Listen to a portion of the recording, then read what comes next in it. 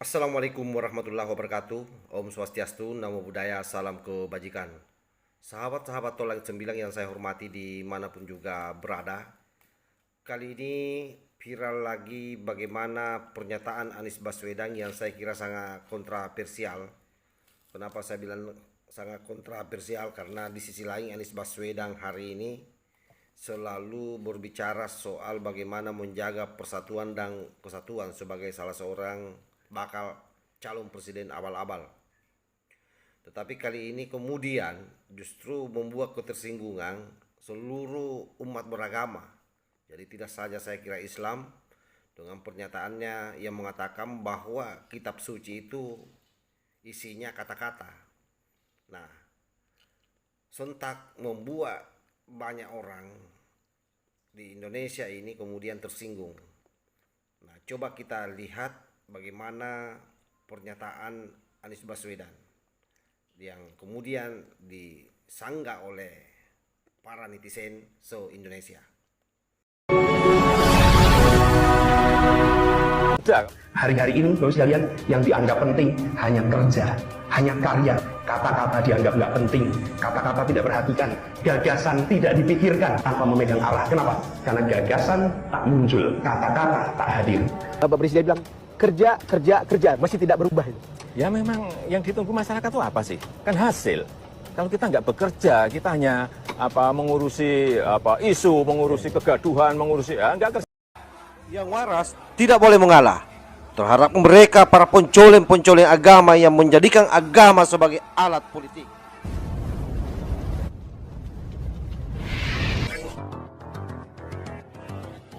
Tapi kalau mengutip kata-kata Rendra, perjuangan karya adalah pelaksanaan dari kata-kata.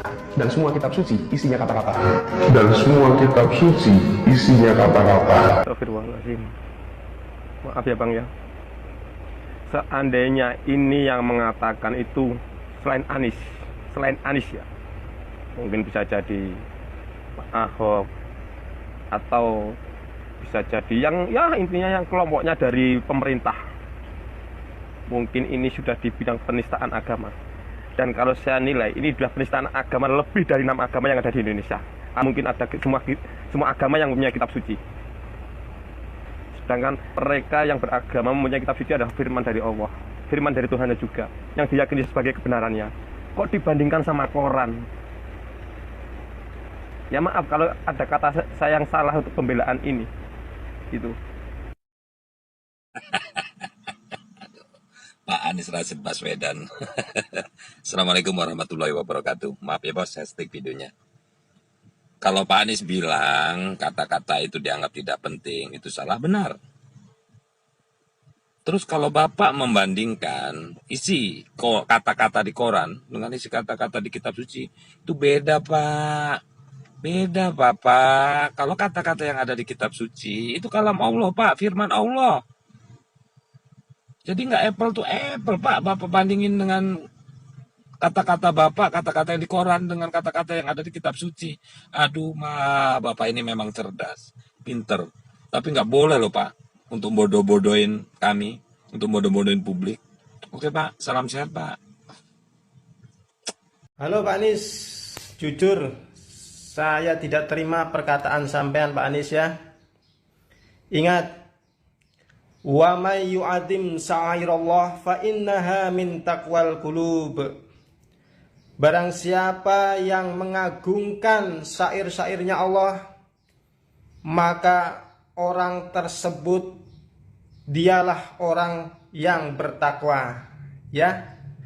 Jadi kitab suci itu jangan disamakan sama koran Pak Anies ya. Sampean bilang kitab suci isinya kata-kata itu termasuk penistaan agama Pak Anies ya. Jadi kalau berbicara harus hati-hati Pak Anies ya. Salam waras. Hai. Waduh. Ini kalian di mana? Di mana kalian yang suka demo-demo? Hah? Ini kalau bukan Anies Baswedan yang ngomong kayak begini, udah pasti kayaknya dikasusin penistaan agama atau penistaan kitab suci. Anies secara tidak langsung sudah menyamakan kitab suci dengan Quran. Berbeda jauh. Kitab suci adalah kalam Allah. Sedangkan Quran, kalian tahu siapa yang bikin? Manusia biasa. Dan tidak bisa disamakan dengan kitab suci, khususnya Al-Quran. Izin stick videonya dulu, bro. Begini, bro Anes.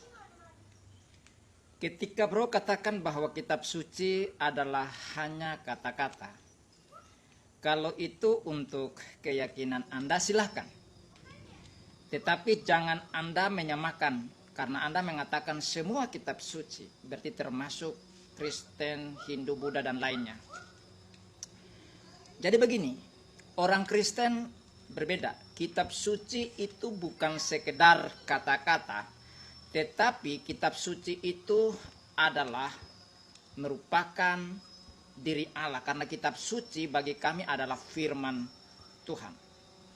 Di dalam Yohanes pasal 1 ayat 1 dikatakan, pada mulanya adalah firman. Firman itu bersama-sama dengan Allah, dan firman itu adalah Allah. Jadi bagi kami kitab suci atau firman Allah itu adalah pribadi dari Allah sendiri. Jadi bro tidak bisa menyamakan. Ya. Nah, kalau untuk kitab suci daripada keyakinan Anda, saudara-saudara muslim yang punya tugas untuk menjawab Anda, dan sudah banyak video yang menjelaskan itu. Saya fokus kepada kitab suci kami. Bagi kami firman Tuhan itu bukan sekedar kata-kata tapi diri Allah, dan firman Tuhan itu punya kuasa. Kitab suci itu punya kuasa untuk menyelamatkan. Itulah sebabnya di dalam Yakobus pasal 1 ayat 21 dikatakan, sebab itu buanglah segala sesuatu yang kotor dan kejahatan yang begitu banyak itu, dan terimalah dengan lemah lembut firman yang tertanam di dalam hatimu, yang berkuasa menyelamatkan jiwamu. Dan di dalam Roma pasal 1 ayat 16 dikatakan, sebab aku mempunyai keyakinan yang kokoh dalam Injil, karena Injil adalah kekuatan Allah yang menyelamatkan setiap orang yang percaya, pertama-tama orang Yahudi, tetapi juga orang Yunani. Jadi bagi kami, firman Allah adalah diri Allah sendiri, yang berinkarnasi menjadi manusia, yaitu Sang Injil, yaitu Yesus. Jadi Anda tidak boleh menyamakan semua bahwa kitab suci adalah kata-kata. Bagi Anda, untuk keyakinan Anda silakan, tapi bagi kami tidak demikian. Ya. Jadi Anda sebagai seorang intelektual belajar biar makin cerdas. Oke, Tuhan Yesus memberkati. Oke, saya kira jelas ya. Kita melihat bagaimana hampir seluruh orang yang saya ambil videonya ini, karena kalau saya ambil semua terlalu panjang.